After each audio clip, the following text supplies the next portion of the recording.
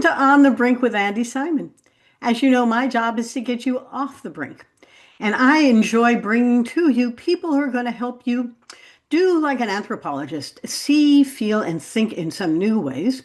Because unless you can hear a story that can help you see it in a new fashion, you don't know what we're really talking about. So these are great opportunities for me to bring to you people who are going to help you begin to understand this wonderful world called retirement. Now, I'll do a bit of an advertorial at the beginning here because we just published a new book called Rethink Retirement. And as you open it, you'll realize I wrote it because neither my husband nor I want to retire.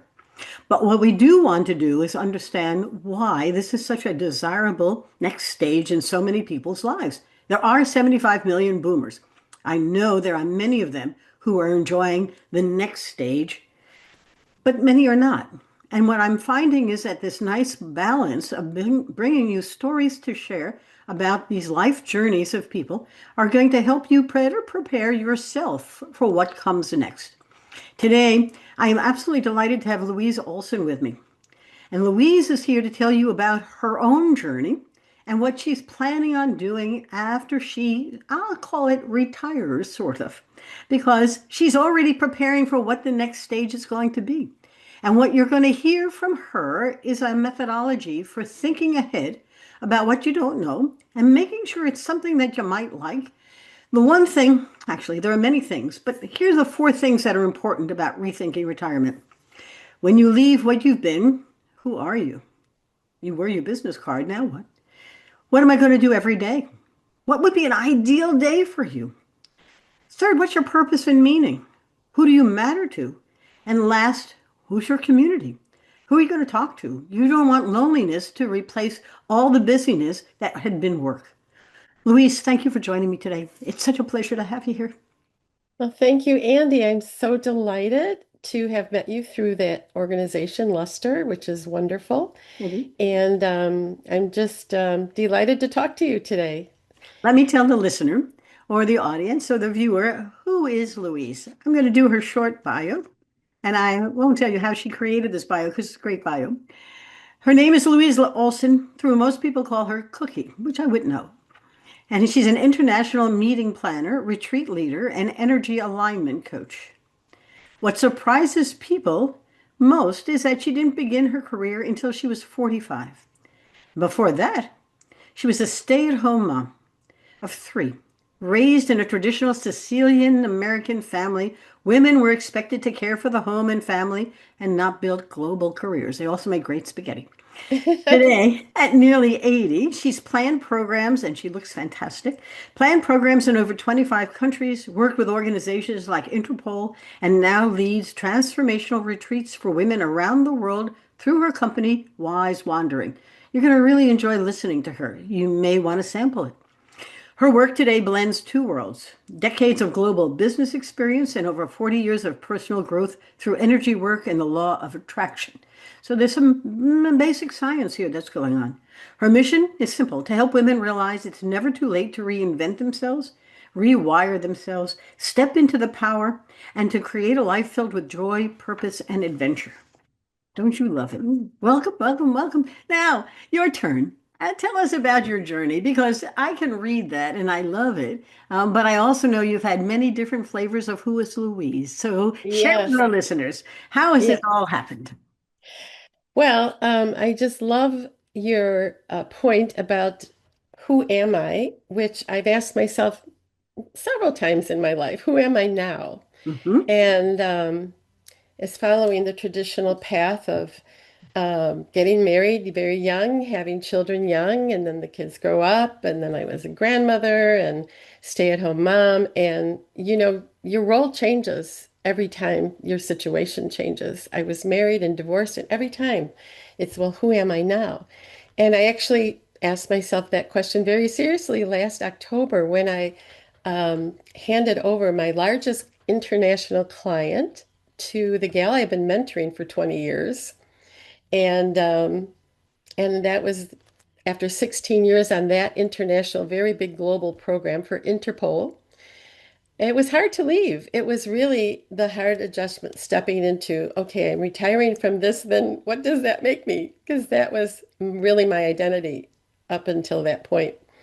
But I didn't start out ever wanting a career or believing I could have a career Hmm. because I am on the oldest boomer wave, as you know. 1946, right after the war, my father came home very badly injured. He was in the hospital for over 2 years, and I was born after that. And so the expectation was of myself that I would be a mom, maybe a teacher. I went to college for 2 years and quit to get married young and have 3 kids. And I was very happy. And I always kept myself very busy. I volunteered, I threw parties and did all the things of a stay-at-home mom. And my husband at the time, who was an attorney, literally pulled me out the door, not very happy, to say, got time to go to work. Kids are going to go to college, we'll need more money. So I wasn't thrilled about that, but I have to tell you that simultaneously, over those 20 years that I was raising kids, I also fell accidentally on the spiritual path. And the reason I did that is I was looking for relief from panic attacks, anxiety symptoms, probably started with postpartum, which we didn't know about at that time. I see. And way back then, this was not a popular topic. There were not a lot of people that, like we have today, that talking about this energy work. So I was a very reluctant seeker, I would say. That's what you might call me.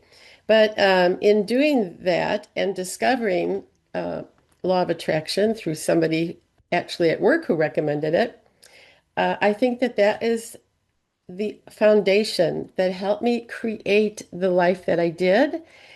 And the paradigm shift is realizing that I was not a victim to circumstances, that I could actually create the circumstances. This is really huge um, in the way I think and approach things even today. But I'm going to pause you for 1 second because I want to emphasize that point. Because retirement is exactly that opportunity where there's no structure. Nobody is telling you what to do. You are going to have to create your retirement. And you have never had to do that before. You learned it early.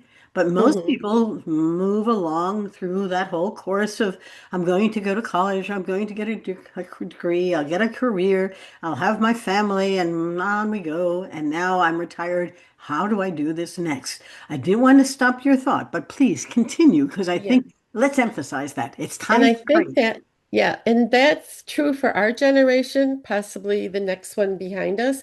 I don't think probably it's going to be as difficult for the younger people because they already have a mindset that they have many options and they don't have, we really sort of did what we should do. We Yes. we we followed that little track. We should do this, we should do that. And now I don't believe that that's the case anymore. But That's okay. We it have a was long way to wait before we have to worry about them. We have a lot of us to worry about I right know there's a now. lot of us, but so as I was doing the energy work, I was also the really big shift came when I joined Motorola in 1990. I was 45. My youngest was entering middle school, and the others were in college. And I entered as a secretary from a newspaper ad. Wow. Now, this was Motorola's headquarters in Schaumburg, and at that time, Motorola had 120,000 employees global around the world. Yeah. And I entered as a secretary, and in 9 months, a job came up for a meeting planner. And as a secretary, sometimes you do a little meeting planning. You don't know what you're doing most of the time. But the day they told me that I got that job, over 40 applicants, because I was the lowest cost just coming in as an admin, the others were internal. I literally had vertigo for 2 days. It's the first time I ever got that. It's like the universe said, your world is now shifting. Your whole life will shift. And the 10 years I spent there were absolutely amazing. I had a manager who was a mentor to me and is still a very good friend. And she sent me to be educated as a meeting planner. So that was very interesting because you don't know what you don't know when you're just doing it. And anyway, so There's somebody starting the printer. Can you hear that? No. Oh, okay. So anyway, I they I went back to school. I'd only had 2 years. In fact, to this day, I was just amazed that I was empowered to do this career. It was just incredible to me. And remember, as a secretary, you're taking orders, you're answering somebody else's phone. Now I had my own extension. To this day, that 4 digits is my passcode every time because it was, oh my gosh, I'm a person and people are calling me to talk to me. I did so many amazing things at Motorola, and I just caught on that if I could propose it, I could do it. So it was learning how to jump in to creating my own experiences without even knowing what I was doing at the time. Like, I think I could do that, so I'm Yes. going to try. I'm going to try to do it. And in that way, I went to China by myself in Beijing in Wow. '97, and I taught a class of Motorola people over there. And that was nothing. They didn't come to me and say, we think you should do this. I saw the opportunity and I said, I think I can do this. Let me do this for you. I went to Europe for 6 weeks. And so just really got on the road, simultaneously meeting planning, training people Yes. to do meeting planning. I developed a course that I taught to Arthur Anderson. It was just like incredible experience. And I just got a lot of confidence during that time and amazing light bulbs came of what I could do. Motorola also paid for me to return to school so that I got my bachelor's degree at age 50. Wow. So I was really rolling in that and having a great time. The metaphysical work helped me to get over the fear of flying. So I was on the road flying all the time, and I, until that point, had panic attacks getting on an airplane. So this is to help you understand how different, this work made my personality, my level of comfort into Yes. doing these things. And also during that time, my marriage kind of fell apart. So I had a very long marriage and was suddenly divorced. And after that, at age 63, at age 60, 63, I really got into the metaphysical work and I climbed Machu Picchu at age 63 Good without for you. even knowing what the heck I was doing. So the work that I was doing spiritually also helped me with the idea that anything that you do now benefits you long term because we're long term beings and it's not just in this body. And that's a really kind of a key concept for me that I don't feel anything is like almost over or there's no use to do that because I'm 50 or I'm 63. I was with some women yesterday. I think I told you I took them to I have a meetup group now. And I did that to create my community. So that was last year I started that. I thought I need more friends. My friends aren't doing what I'm doing. And if I stop working, then I won't be around the younger people. So I created a meetup group. And yesterday we went to this wonderful balloon museum in Chicago. And I was telling them my story at dinner, uh, kind of practicing for you. And they're some of them are they're in their early 60s, and I tell them I didn't start my major traveling and the greatest part of my career until I was 65. Yes. And I really hit the road and I've done meetings and events in 25 countries. So when I worked for Interpol, that was a huge stretch. And I didn't know how I was going to do that. I didn't know the subject matter, but it's the kind of meeting planning I do is more of a consultant. I'm the project manager for the all the departments of the client and the groups and getting everybody together. And they would send me in country. For instance, the first one I did, I went to Hong Kong, sent me alone to sit down with the host. The local host was the Hong Kong customs official, and I sat down with 25 of them and just me. And this takes a lot of guts. So one of the things Well, I the one thing am you're not is bold. You are bold, brave, courageous, and not full of ego.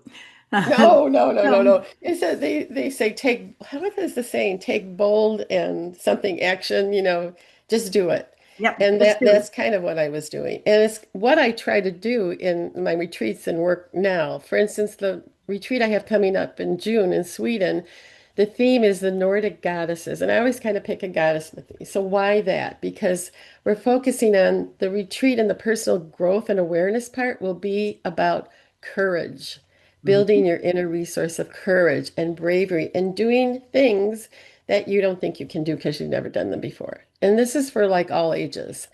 Um, because that's what happened to me. Once you do it, I didn't even know what the heck I was getting into when I said, "Yeah, I'll go to Machu Picchu and climb that trail." And then afterwards, people said, "Do you know what you're doing? You're not even in shape."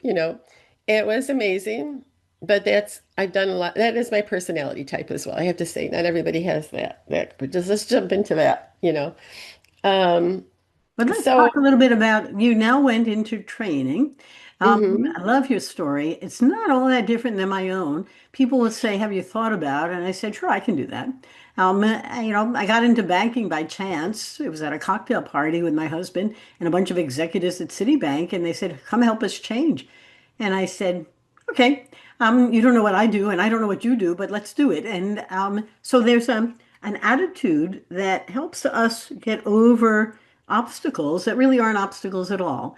And they're self-created or you knock them down. But I love this, what you're doing on the retreats. So talk a little more. You went into train and you got Well, your, for all these years I was studying the energy work. I'm a Reiki right. master, doing all of that. Many teachers, many gurus, many retreats that I went on. I have a shaman, Native American woman that I study with. I've studied, in Peru and Machu Picchu, many different modalities, many different teachers, a Korean master. I mean, I really do cover the bases. So I was doing that. And I was also working crazy, lots of trips until COVID. So Ah, that was just, 6 years ago. So I was what, 72 or 70, what was I, 6 years ago? 74, I guess. I was 74 6 years ago, where maybe most people would say, oh, it's COVID. My programs are done. Now's the time to retire. But, and also, by the way, simultaneously, I have to tell you, this is so important. I had manifested a wonderful new husband ah, and more trips and beautiful new home. So, all of that is part of my journey. So, there I am at 74, COVID starts. And my grandchildren had all grown up already, so I wasn't spending time helping to raise them. So what are you going to do for a social person like me? What happened? This is synchronicity. I have to tell you, things pop up yes, when you are open to notice them. yes. You stay open and then something pops up. So on Facebook, and I love everything technical, somebody advertised a retreat leaders course. So Ah, I had a lot of knowledge in the work of the energy, the concepts and the modalities and all of that. I had all the knowledge in the logistical planning of the places and the things that you do in creating it. But this was a course that would put it together and say, well, this is your audience. How do you find your audience? How do you sell your retreat course? And that was in 2020. Perfect timing. There I am sitting at home. I actually kept working because we ran a virtual Interpol meeting, sort of virtual. I did have to go to DC, but we took it all that everybody was taking their conferences virtual. So I had to learn that. And then I also am a constant learner, just so that's yes. another thing.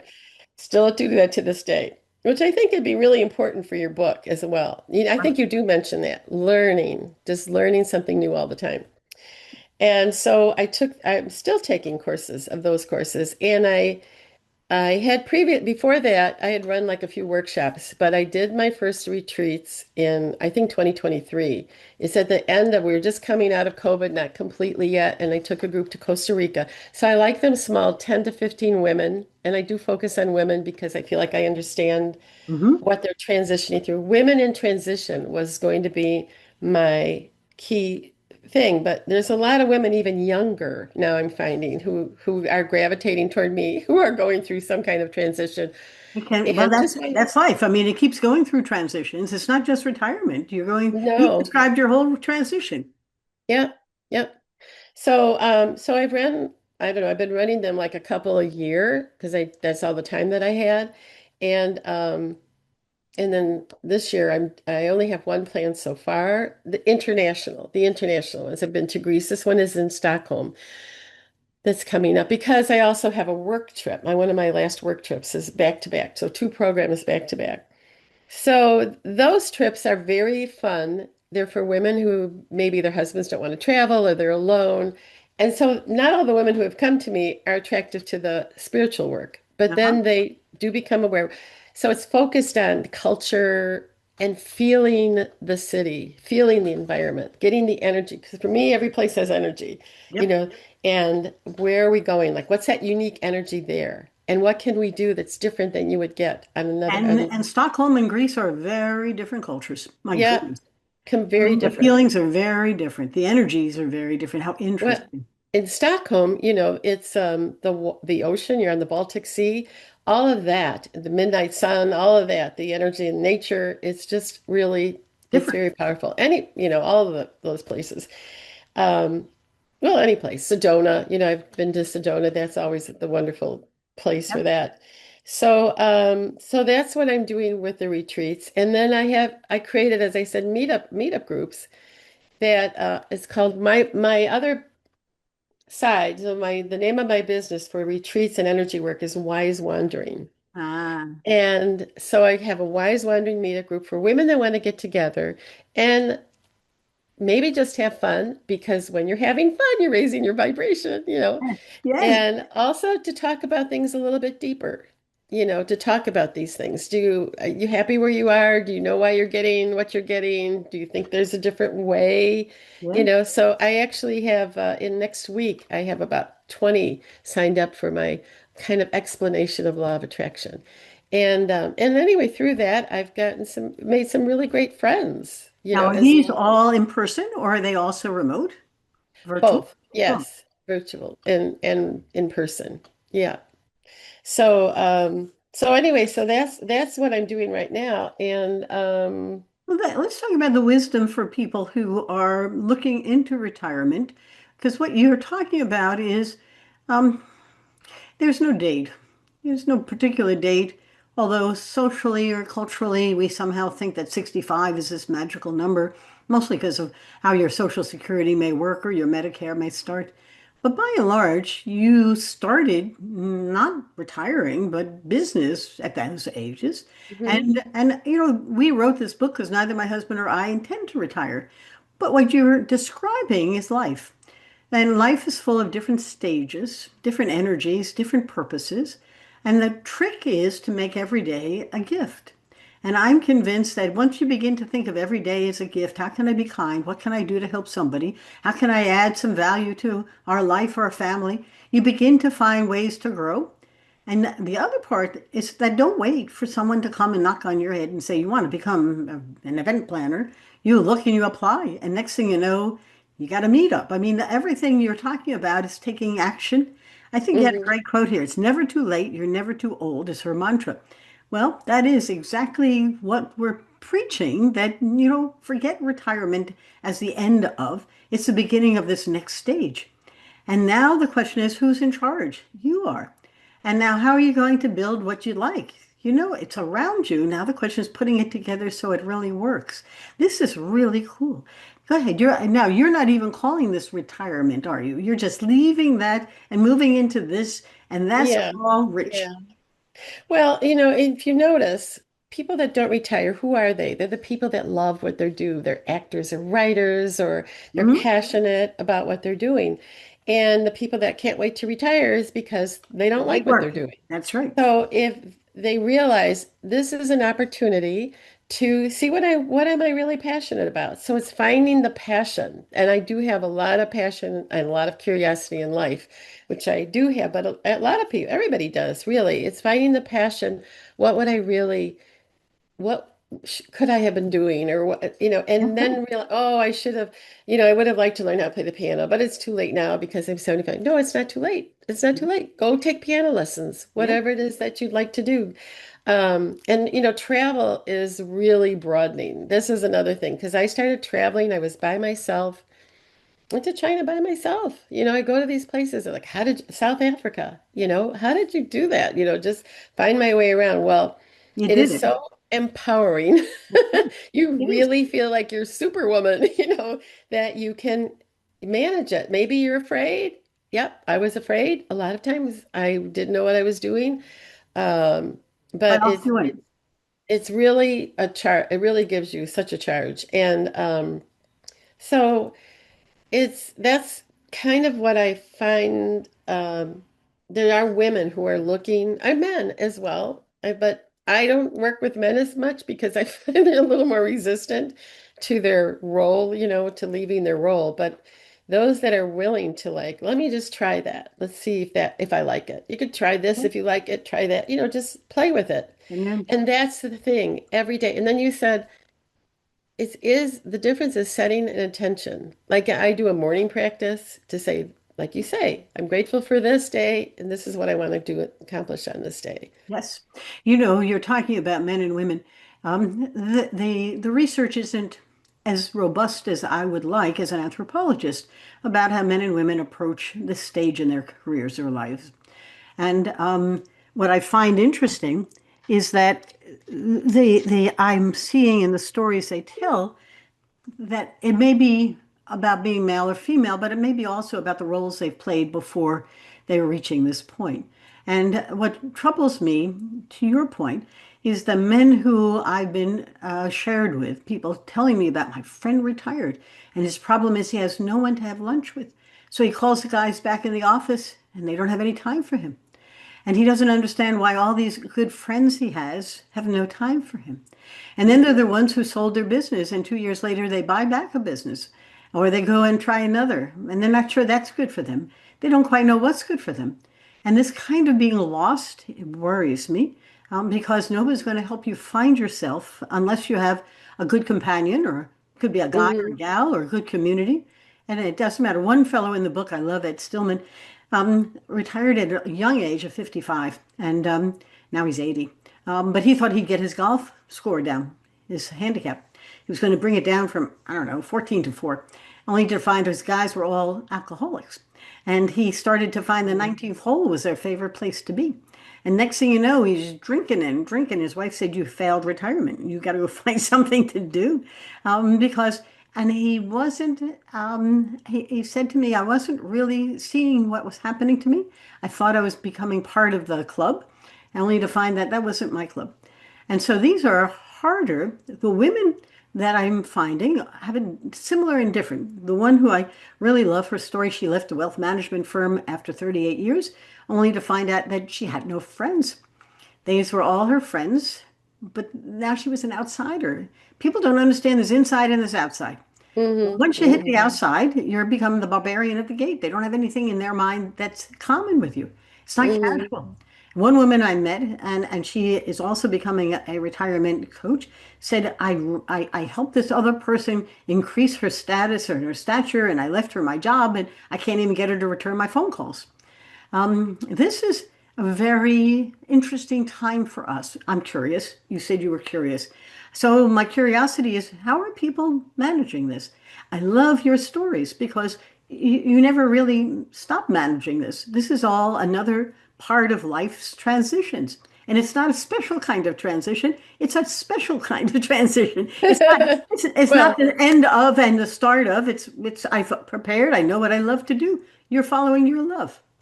for me, it's an easier transition than some of the other ones I went through, Yes. from wife of 40 years to a divorced woman. That was much worse. That was much Yes. harder.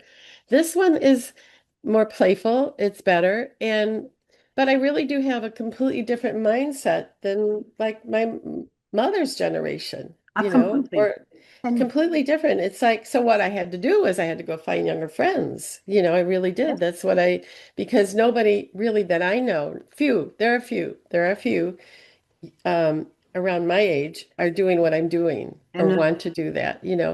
And I think what I find is if I find somebody who is willing to entertain, if I find somebody, for instance, that says, "Oh, I don't like technology. I never do this. AI would never touch that," or not whatever my the newest friend. thing is, they don't like it. They want to do the old way. Oh, it was better the old way. No, Then, no, not okay, my friend. that's where you are. And You're not my no, tribe. You're not, no.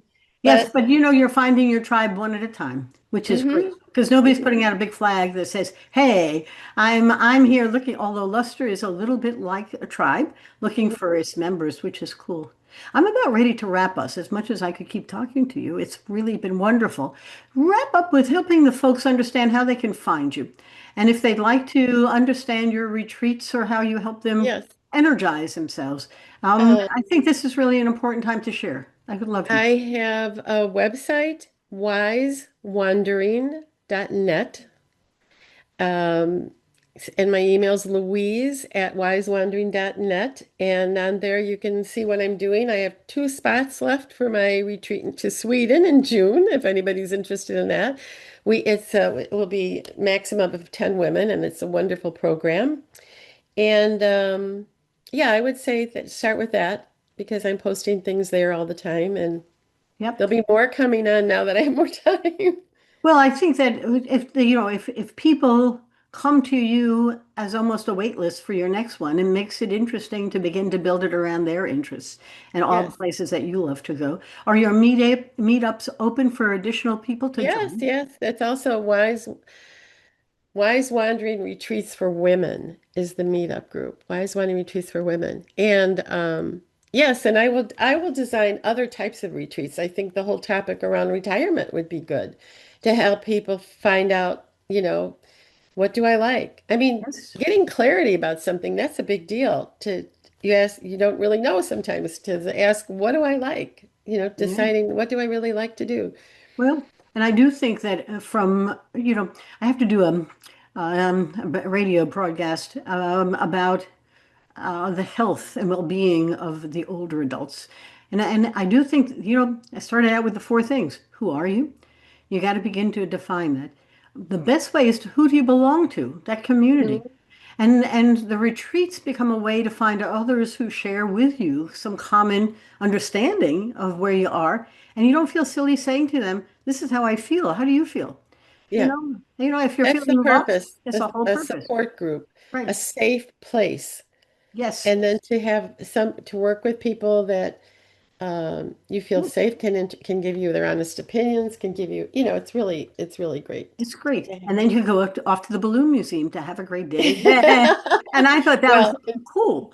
we might be going to ABBA in Sweden. We Uh, might get our ABBA going on. well, and ABBA in Sweden, I was in Sweden this past summer. It's wonderful. The whole place is wonderful. Scandinavia offers you a whole different view of the world. You're going to Stockholm, but I love Norway. Oslo is great. Oh, I worked Norway there is as great. well. Yeah, Yeah, and it's wonderful. Bergen. Yes, Bergen's marvelous. Yeah. Did Yes. you take the train? That Yeah, I was, did. yeah. That train is great. And then we went down to the water and went out to the fjords, and it is a Yes. spiritually and liver, it It's really lifts you. Yeah, I should do a retreat there. That's what I'll do. Well, and do it for retirees. I will join you. I'm on to that Okay, one. retire. Let's do it. Let's do it. You got it. Retirees. I'll Okay, create it. I'll do it. Okay. We're good. Let's just figure out what time of year is best. We shall talk again. So, for all of Okay. my wonderful guests who come, you bring me wonderful folks to talk about, but you also send me your emails at send it to info@andysimon.com. You'll find all my books on andysimon.com. And I'm doing a master class. I'm doing 2-day retreats that are really designed to help you rethink who you are after retirement. The first one I did, actually, I got wonderful folks from Leicester to participate, 3 women from across the country. And what did we discover? You can plan a perfect day now, but you have to plan it. You have to define who am I without my business card. Those are really, you never thought about who you were as you talked about it. The third one was, what's my purpose? To whom? One woman had 18 things on her to-do list. Not easy to get focused. And last, who's my community and how do I build it? Because it may not be building it for me. I have to build it for others. And that's all we've spoken about today. So my book is on Amazon, Rethink Retirement in all its various flavors. All the others are as well. But come visit, tell me your stories, and let's share them. As you can tell, I love listening to stories, sharing them, and that's how we see, feel, and think in new ways. Take your observations, turn them into innovations, and have a wonderful day. Louise, thank you again for coming. I appreciate it. Take care now. Thank you. Bye. Bye bye now.